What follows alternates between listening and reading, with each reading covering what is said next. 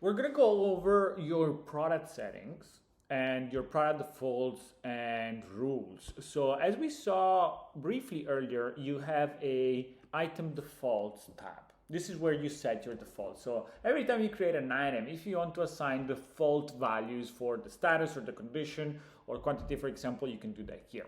We also saw how you can customize the AI generation if you want your titles to look a specific way. Same with the description. You can also add additional rules. For example, if you don't want the AI to generate your dimensions or your tags, or you want it to do it in a specific way, you can do and specify all that here. Then we have custom product metafields. So this is a really nice feature. Let's say the product form, let's open the product form in another tab, /product.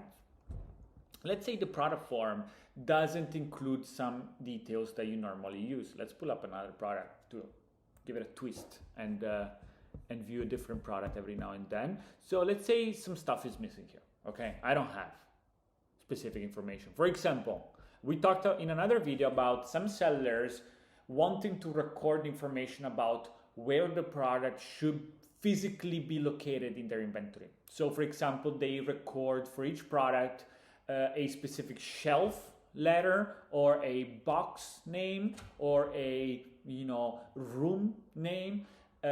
We don't have that here.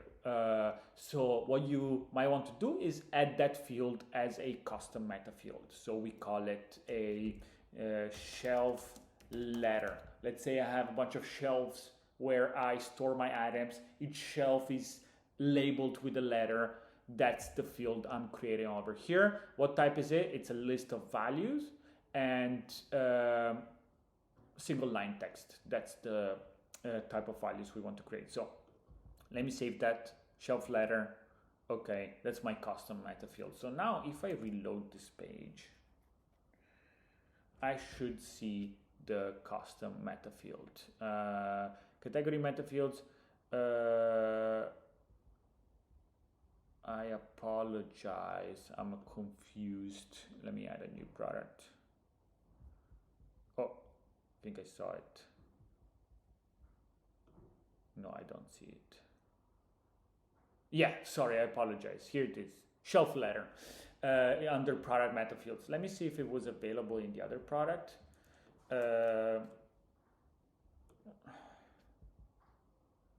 Yeah, shelf letter. I'm really sorry. This took longer than expected. But so now my custom meta fields are over here and you can add the shelf letter.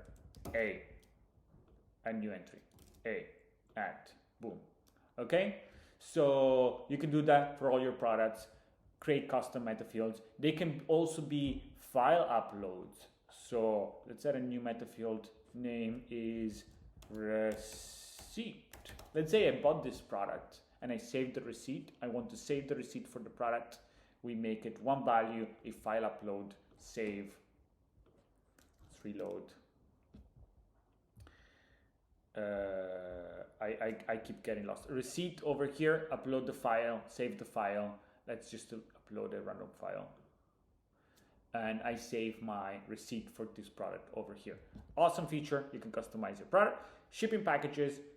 If you ship your items all in the same types of packages, maybe you have different boxes and envelopes that you use, you can save them here so that whenever you create a new product, you can just assign that specific package type that you created to that product. So you already know you ship this in your envelope, your 5x4 envelope. You just click on that envelope over here and you assign that shipping package to this product. Why is this important? This is important for shipping calculations. So all the platforms and sales channels you're going to sell your products on are going to have a way to calculate shipping for the customer for your item, and they need to know this kind of information, and that's why you want to save that information over here. Okay, now ResaleOS uses a specific category tree. Let me close this page.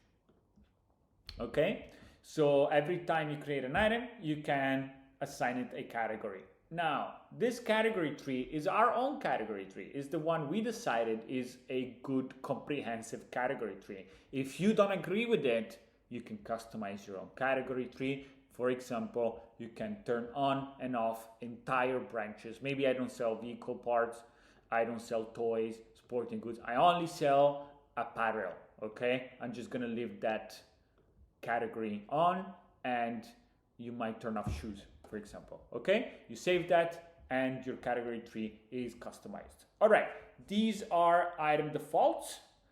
We're moving on to pricing rules.